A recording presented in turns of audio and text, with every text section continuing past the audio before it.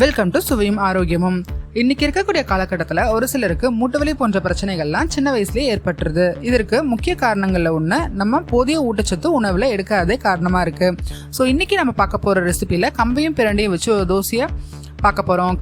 கம்பில் இரும்புச்சத்து நிறைய இருக்கிறதுனால ஹீமோக்ளோபினை ஜாஸ்தி படுத்தி ரத்த சோகையை முற்றிலும் தவிர்க்குது. பிளட் சுகர் லெவலை ரெகுலேட் பண்ணுது, உடலை குளுமைப்படுத்துது. பிரண்டையில் கால்சியமும் விட்டமின் கேயும் இருக்கிறதுனால நம்ம போன்ஸையும் எலும்புகளையும் நல்லா வலிமைப்படுத்துது. இந்த ரெண்டும் இருக்கக்கூடிய கம்பு பிரண்டை தோசையை குயிக்காக பார்த்துடலாங்களா? அதுக்கு முன்னாடி ஃபர்ஸ்ட் டைம் இந்த வீடியோ பார்க்குறவங்க மறக்காம இந்த மாதிரியான புதுவித ஆரோக்கிய சமையலுக்கு சுவையும் ஆரோக்கியம் சேனலை சப்ஸ்கிரைப் பண்ணி வச்சுக்கோங்க. பிடிச்சிருந்தா லைக் பண்ணுங்க. உங்களுக்கு பிடிச்ச சிறுதானியத்தை கமெண்ட் பண்ணுங்க. நெக்ஸ்ட் வீடியோல அதுக்கான ரெசிபியை பார்க்கலாம். ஒரு கப் அளவுக்கு கம்பு, அரை கப் அளவுக்கு வெள்ளை உளுந்து, கொஞ்சமா வெந்தயம், இது எல்லாத்தையும் நல்லா 4-5 தடவை வாஷ் பண்ணிட்டு ஒரு 5 மணி நேரம் வரைக்கும் ஊற வச்சிருங்க. அரைக்கிறதுக்கு 1 மணி நேரத்துக்கு முன்னாடி லேசான சிவப்பவுல 1/4 கப் அளவுக்கு நல்லா வாஷ் பண்ணிட்டு தண்ணியெல்லாம் வடிச்சிட்டு எடுத்து வச்சுக்கோங்க. ஊற வச்ச எல்லாத்தையுமே கிரைண்டர்ல இல்ல மிக்சியில நல்லா மைய அரைச்சி எடுத்து வச்சுக்கோங்க. அரைச்சி எடுத்து வச்சதை ஒரு 5-6 மணி நேரம் வரைக்கும் புளிக்க வச்சிருங்க.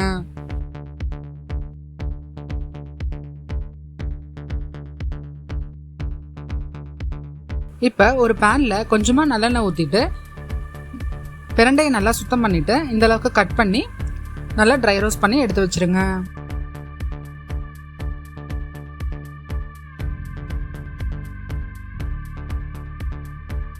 ஒரு மிக்சர் ஜார்ல ட்ரை ரோஸ்ட் பண்ணி வச்சிருந்த பிரண்டை, கொஞ்சமா புளி, 2 பச்சை மிளகாய், ஒரு துண்டு இஞ்சி, இது எல்லாத்தையுமே கொஞ்சம் கூட தண்ணி ஊத்தாம நல்லா பேஸ்டா அரைச்சி எடுத்து வச்சிருங்க.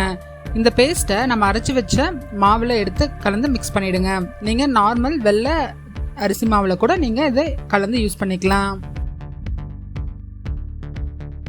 1 டேபிள் ஸ்பூன் அளவுக்கு உப்பு, நறுக்கின பெரிய வெங்காயம் 1, 1 டேபிள் ஸ்பூன் அளவுக்கு மிளகு, சீரகம், இதெல்லாம் போட்டு நல்லா மிக்ஸ் பண்ணிட்டு சூடான கல்லில் தோசை ஊற்றி எடுத்தீங்கன்னா நம்மளுடைய சுவையான சத்தான கம்பு பிரண்டை தோசை ரெடி. கண்டிப்பாக ஒரு தடவை ட்ரை பண்ணி பாருங்க, நிச்சயமா டிஃப்ரெண்டா இருக்கும்.